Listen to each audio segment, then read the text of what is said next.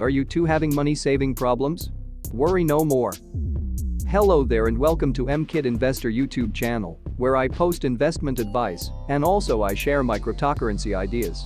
Let us begin. This is one of the most common dilemmas people write to me. How to save? Many people want to save, but they are unable to. Sometimes back I was reading from the Zimbabwe first billionaire, Strive Masiyiwa. He was talking about what can be done to increase the number of the wealthy people in the world. His prescription will surprise you: let more people open bank accounts. Too simple to believe, yet, saving helps in the journey to riches. One major problem in this generation of ours is that most people are spenders. If you desire to know how to save money, I'm here to help you with the following tips. 1. Identify what you will do with the saved money. Even before you think about saving money, you have to identify your destination. What do you need to save money for? Why do you need to save money? How good will it be to get what you desire to save for? These are the questions to answer, because if you do not know why you are running, you cannot run, or you will be tired of running soon. Do you want to save money to acquire some assets? Do you have to save money to build your own house? Do you need to keep money to be able to start your own business? You have to get your why ready. If you do not, you will not be able to save money. Instead, you will be a money spender. 2. Build the attitude first, not the bank account.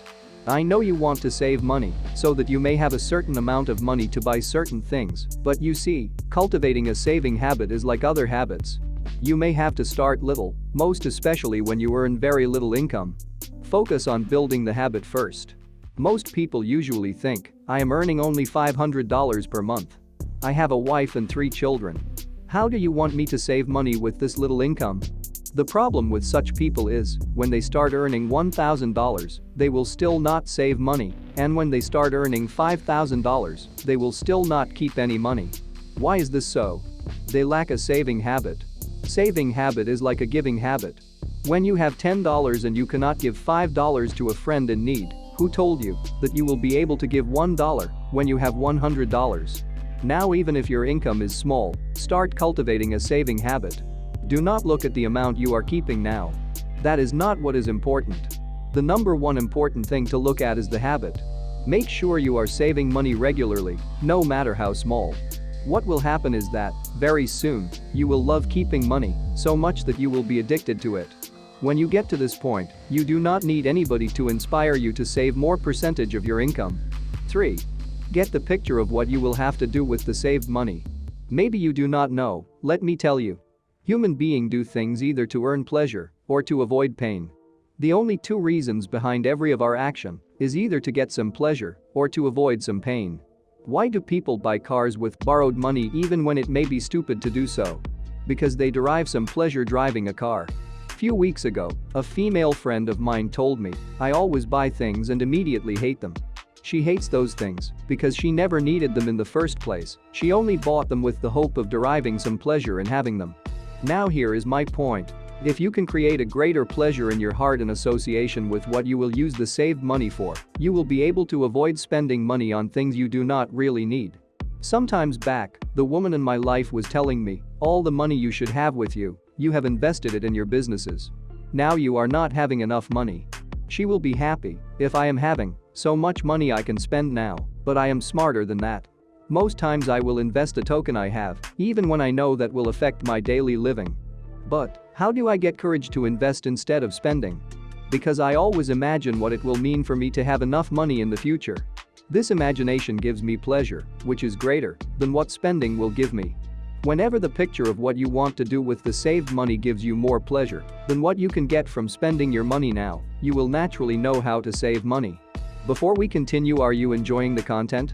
Support me back by subscribing, liking this video and sharing with your friends whom would want to hear this. Let us continue. 4. Differentiate between wants and needs. More than 50% of things we buy are wants. We do not actually need them in the first place, we only want them because we see other people using or having them.